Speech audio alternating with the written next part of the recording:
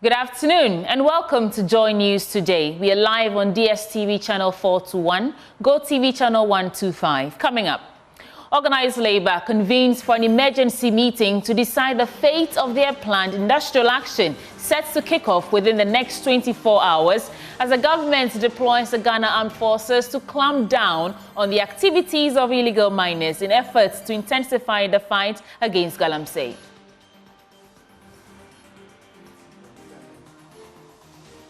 Former Shraj boss Emil Short calls for the prosecution of perpetrators of killings during the 2020 elections to ensure a peaceful elections in December. And later on, we bring you Climate Focus, where we take you to the north, where the effects of climate change extend beyond weather patterns, impacting employment, peace and security. There's business news, sports news, showbiz and world news in this package. Please stay for details. My name is Sweetie Abochi.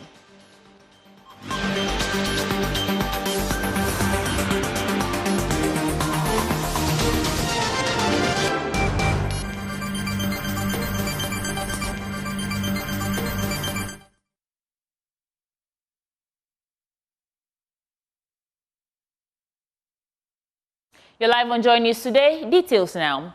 Organized Labour will convene in the next few hours for an emergency meeting to decide the fate of their planned industrial action set to kick off within the next 24 hours as government deploys the Ghana Armed Forces to clamp down on activities of illegal miners as it intensifies efforts to combat the menace. In a desperate move to forestall the total shutdown of state institutions, the government has announced it is ramping up Operation Halt in partnership with the Small-Scale Miners Association of Ghana. Now, the new phase aims to rid river bodies of all illegal mining activities, reinforcing that rivers and forest reserves remain off limits. On your screen now is a copy of that statement, and according to the statement, it reads,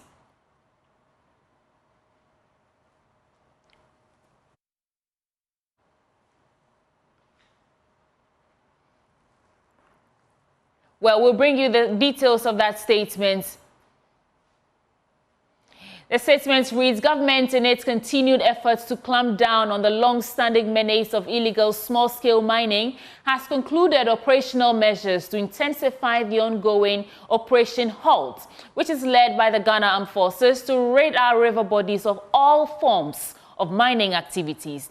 It goes on to say that this phase of the operation will be done in conjunction with the Small-Scale Miners Association of Ghana.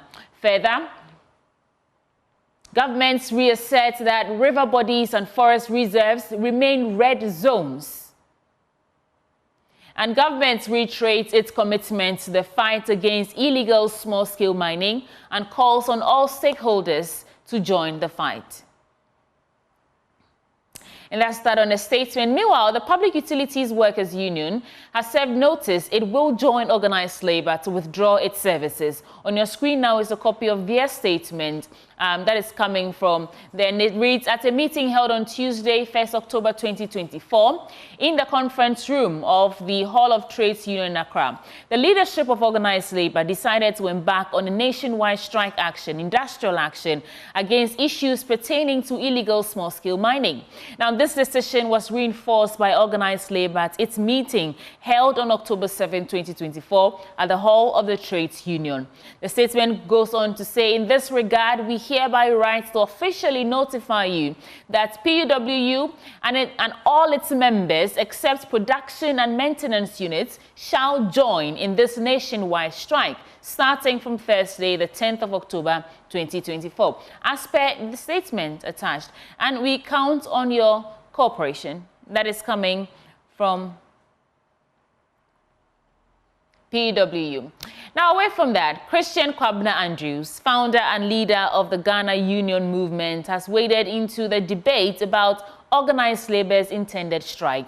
He says industrial action is needless. He spoke to my colleague, Faustina Safo, on Joy News Desk.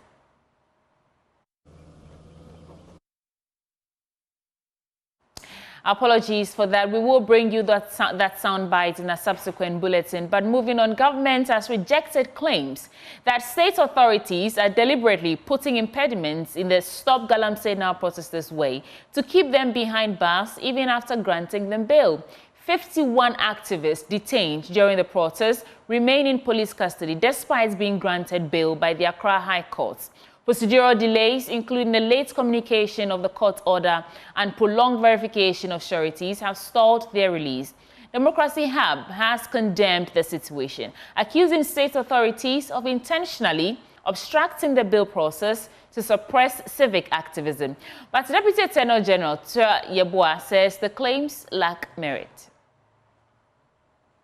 Now, when a court grants bail, it is the duty of the investigator to ensure that the sureties are properly identified, the accused person's place for abode is properly identified. We will not condone any attempt by the investigators to frustrate the accused person from having their bail granted or executed. And so if there are genuine cause to prove that indeed a state agent is preventing the accused person from having the bail order executed, we will definitely come to the aid of that accused person. But they must also know that the police officers who are the CID officers must also be satisfied that those who are coming to stand as sureties are people that they can identify. So in the event that the accused person are caught, then they can then identify where the sureties live and then bring them to court.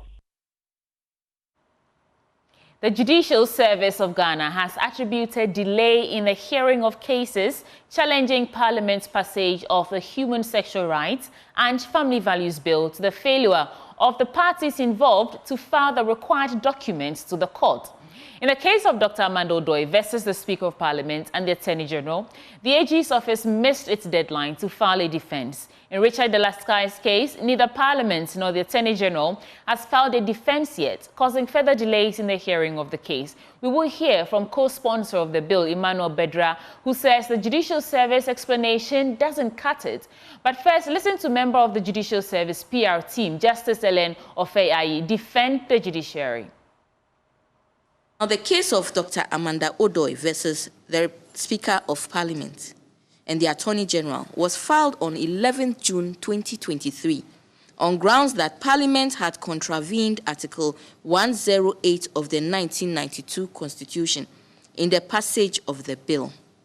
Parliament filed its defense in the form of a statement of case in March 2024. Parliament was supposed to file its defense within 14 days of the notice of the action. However, Parliament filed its defense on 14th March 2024.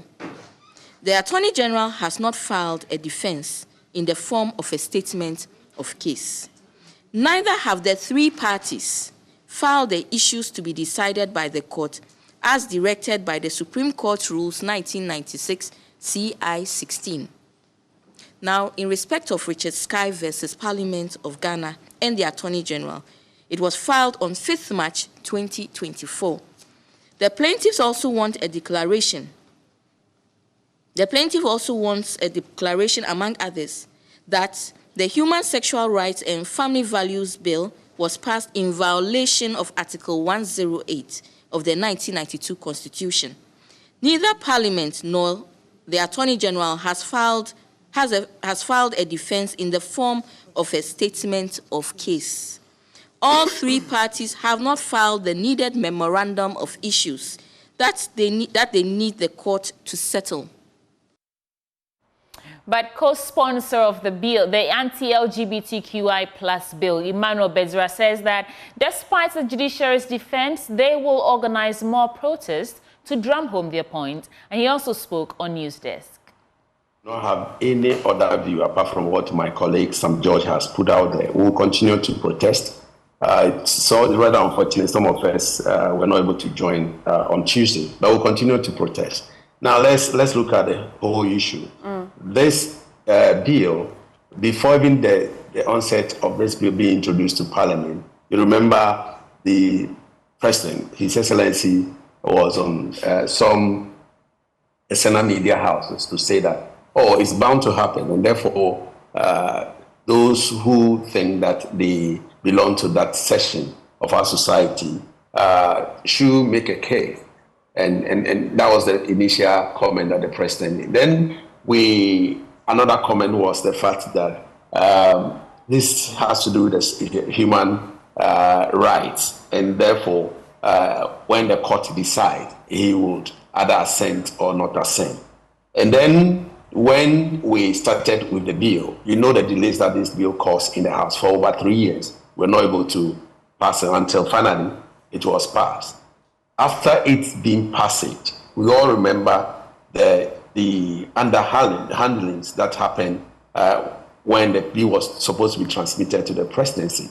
We heard and we saw from the secretary to the president refusing Parliament sending the bill or transmitting the bill to the House, to the presidency for signature. This clearly shows that there are some underhandlings. There are some people who do not want this bill to see the light of day, to become an act in this country. We are not perturbed at all. We believe that we are doing what is right. Our colleagues who were on the street on Tuesday expressed their misgiving. They expressed their surprises that the judiciary, who is supposed to keep our laws, who is supposed to arbitrate between the executive and the legislature, are also not doing what they are supposed to do. You know, Faustina, that the rules of court or court rules or court procedure puts all the powers in the hands of the Chief Justice. Chief Justice can summon those involved, be Richard Sky, Amanda Odoi, Parliament, or the Attorney General, to bring their response. Why hasn't she done that? Why are they waiting for so many years, as my colleague has mentioned, for this year to end and for us to start all over again? For us, we see that there is some underhandlings. You remember, before even the bill was sent to the presidency, the president met with some diplomats from outside this country, and he told them that somebody is on the way to present a case to the court, and so he wait for the determination before then. What does this tell you? Even before the letter, even before the petition was sent to the judiciary. Now, let me take you back where Christian Kwabena Andrews, the founder and leader of the Ghana Union Movement, has waded into the debate about organized labor's intended strike. Now, he says industrial action is needless, and he spoke to my colleague Faustina Safo on his desk. It's not important. You see, government, the president don't have solution to the problems that we have as of now. So it's up to the organized labor to sit down and bring a solution. Give it to the government that we think this is what we have to do, but not going on strike. For strike for what? It will not affect Akufo-Addo. Akufo-Addo is in the Jubilee House. It's going to affect other people. And we are not the one that causing these things. So they should put a stop to this thing and sit down and know the practical way of solving this problem. Because maybe Akufo-Addo are fall short in the ideas of putting the end of these things. You come out, bring ideas, give it to him. If he is not going to do it, then that you can say that we have suggested something better. But he has never done anything to that effect. Then we are going on strike. But not now. For this very strike issued for tomorrow is not necessary. You should cut it off and sit down and just correct ideas and just give the solution to the president. For him to come out and say that, oh, yeah, I welcome the whole idea. So I'm going to, based on this, I'm going to work with it. Because right now, they don't have any means of solving this problem. So if you have a better idea, bring it to me on board. Well, they have suggested that the president should declare a state of emergency. A state of emergency. We're not going to bring this thing. You're not going to solve the problem. Why? Why?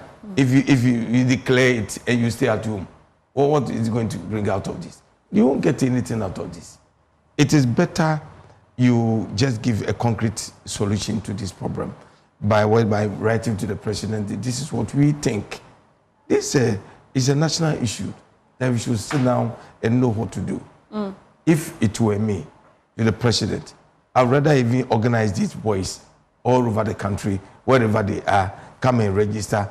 Just get maybe 10,000 cities or maybe 20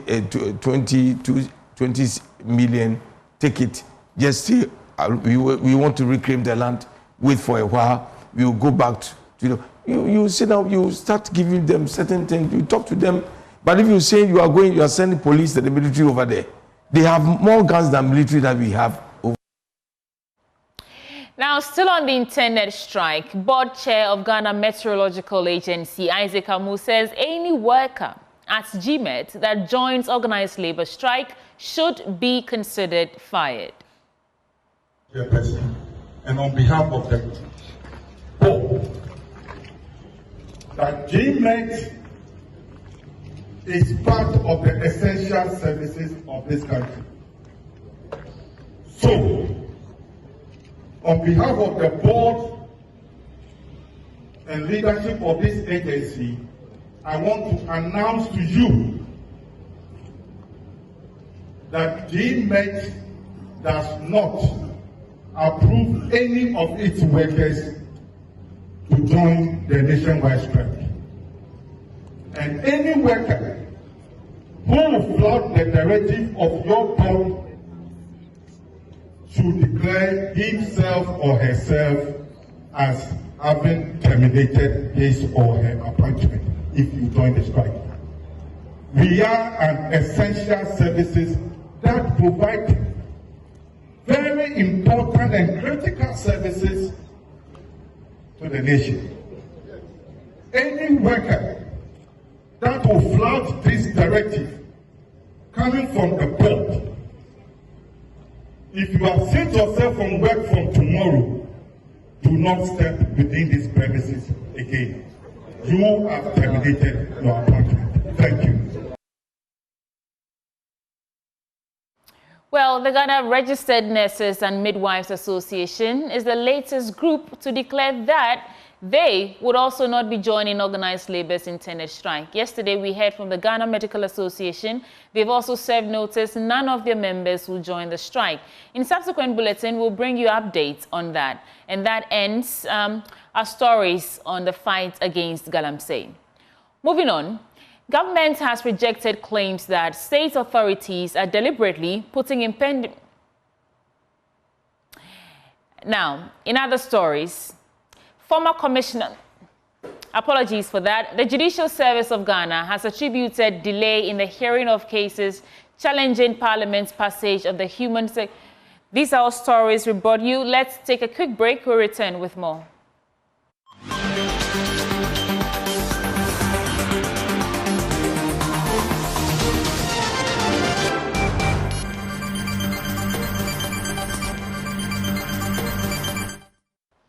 You're still watching Joy News Today with me, Sweetie Abochi. Commissioner for the Commission on Human Rights and Administrative Justice, Justice Emil Short, has called for the immediate prosecution of those responsible for the violence and killings that characterized the 2020 general election. Speaking at the West Africa Policy Dialogue Series, Emil Short stressed the importance of prosecuting individuals involved in the violent incidents that occurred during the 2020 polls, particularly those implicated in the deaths of several Ghanaians. He argued that the failure to hold perpetrators accountable undermines public trust in the democratic process and could encourage further violence in the future. Kenneth Jesse joins us live with more. Kenneth, what else has Emil Short been saying?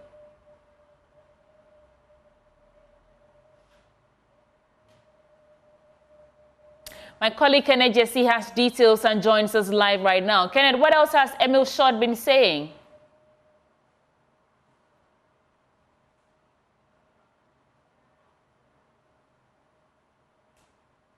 Kenneth, we understand the commissioner has been saying some things, Emil Short. What else has he been saying?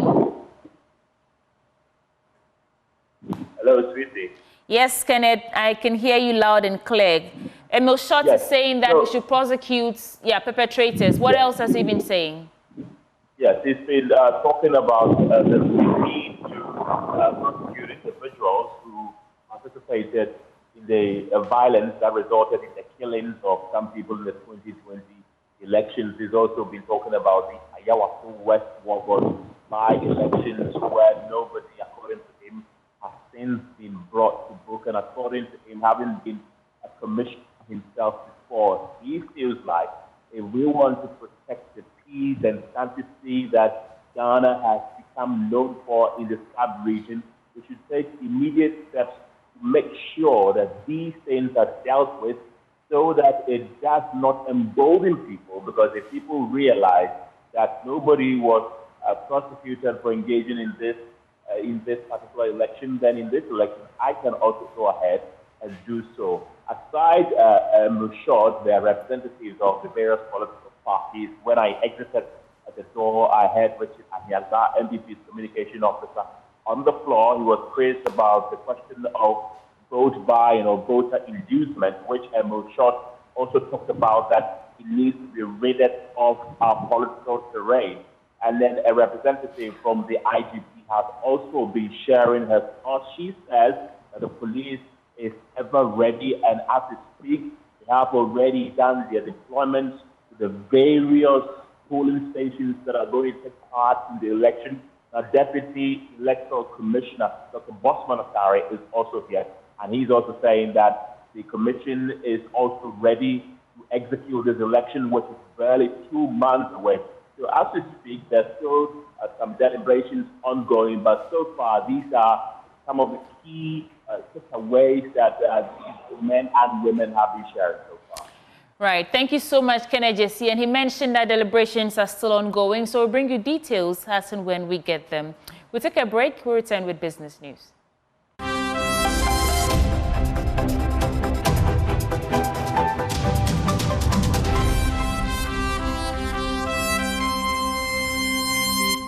Hi, good afternoon. Welcome to Business. My name is Darrell Kwao. The Finance Minister, Dr. Mohamed Ahmed Adam, insists Ghana's economy is back to pre-pandemic level. According to him, the country has recorded a trade surplus in recent times with a trade balance of $1.8 billion. The Finance Minister adds that the government has put in place prudent measures to ensure the economy is robust. Some economists have cautioned that the economy is still facing some challenges, but speaking at the maiden edition of the Boardroom Governance Summit held in Accra, Dr. Amin Adam said the macroeconomic indicators show the economy has recovered. The action by some of the banks, we understand, has been influenced by the fact that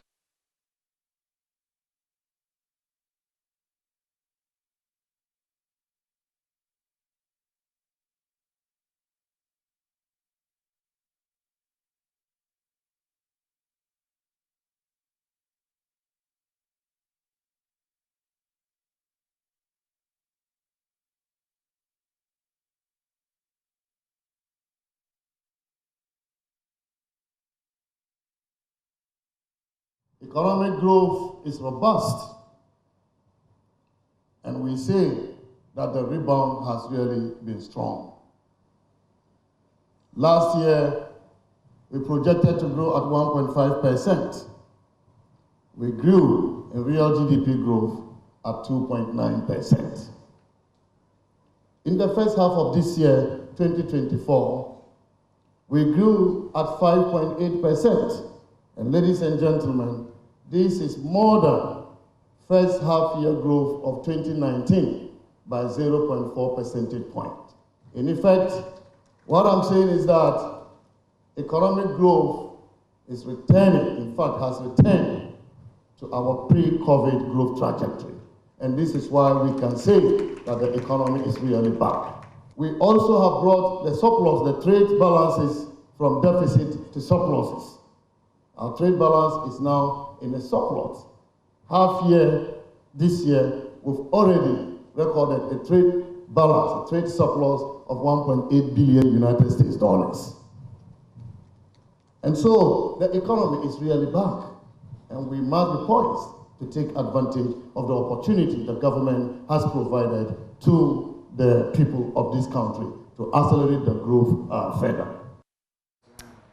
Now, turning to other news, technology company Techno has announced the launch of an AI, artificial intelligence, cutting-edge platform poised to enhance productivity and bringing out the creativity of the user by transforming the world of innovation. Here's more. Techno, Africa's leading smartphone manufacturer and global technology innovator, has launched its first artificial intelligence-powered ecosystem. The new lineup includes foldable smartphones, AI-enhanced laptops, gaming systems, and smart assistants. According to the company, these innovations are designed to offer customers personalized and interconnected technology solutions. AI is going to make life easier for all of us. Okay, so Techno AI is focusing on two core principles: enhancing your productivity and bringing out your creativity. So how does Techno AI make us productive? Okay, so now we have a situation where people tend to allow language to be an impediment to their communication. With Techno AI, you can be able to translate the conversation somebody is having with you if the person is speaking another language. So for example, you are speaking with a Chinese, you don't understand Chinese. Techno AI will translate the conversation in real time for you to understand. And that is a part that is going to enhance your productivity. National AI OT manager Godlove Kweku explained that the company's move into creating an AI ecosystem is intended to complement and enhance the lives of its existing customers. You see, AI is here to stay. And Techno has really sat down to think of how the consumers who are buying their phones can benefit from AI. And so they have to take time to come up with devices that will complement anybody who is using a smartphone. So just take it for example, if you are in a market trying to transact a business, and then there is noise here and there, and then you want to just listen to a call, the struggle of trying to put the phone in your ear is quite difficult. So this is why we came out with what we call the smart audio, such that whilst you have your phone somewhere in your purse, you can easily place the call with a smart audio.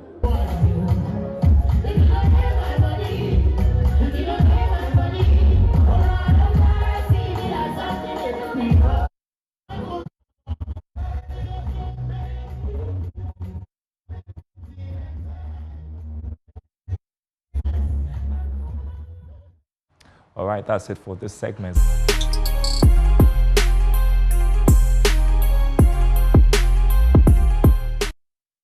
Hello there, good afternoon. Welcome to the Showbiz segment with me, Jacqueline and Suma Yabwa. Well, moving on to other stories, Manche Kentucky Teku Churu II has urged government to invest in films that spotlight Ghana's untold stories. In a speech read on his behalf by Joy Sports journalist Nathaniel Atto at the second edition of the African Cinema Summit in Accra, the overlord of Ga people emphasized cinema's vital role in preserving culture. To tell our own story. Today, my speech is going to be read by Nathaniel Atto. Where is he? He's right here. Nathaniel.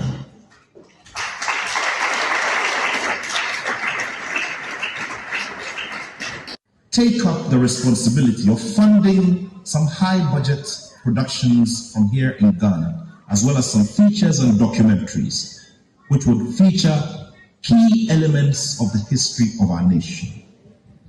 One random one, considering that we are on Ga and Gadangbi land, and considering that he is the custodian of Gadangbi culture, is the story of one of the most achieved athletes on the African continent, Berima Professor Azuma Zunzu Nelson, who is a son of Ga soil.